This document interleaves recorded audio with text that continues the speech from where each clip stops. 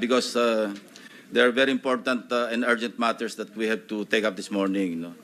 I understand si Engineer Henry Alcantara has a prepared sinumpaang salaysay. Would you confirm that, Engineer? Yes, Your Honor. And you are assisted by your counsel? Yes, Your Honor. Yeah, okay. Can you please take your seat beside the Secretary of the Department of Justice para yung nasa vantage point ka?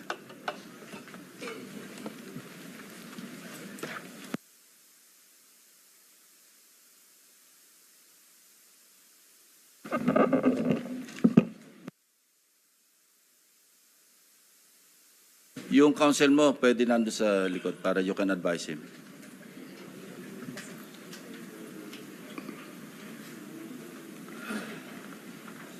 Are you ready? Mr. Chair, I wish I can make a few clarificatory questions before later. we start. But these are prejudicial questions, Mr. Chair. Later. Let's hear first from the principal witness this morning. No, but these are prejudicial questions, Okay, Mr. Chair. go ahead. Foremost to my mind, Mr. Chair, is the integrity, the impartiality, and the objectivity of the proceedings of this committee. Mr. Chair, you were interviewed on Billionario Channel by Ms. Pinky Webb. Basahin ko po, sabi niya, Senator Ping, para sa inyo, sino ba ang sabihin natin worth it or dapat na ikonsidera na state witness na ipasok man lang dito sa Witness Protection Program? And you responded, at this point between Diskaya and Bryce Hernandez,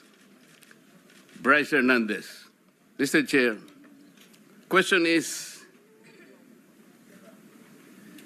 does the chairman has the prerogative or the right to make judgment? No. That's my perspective, no?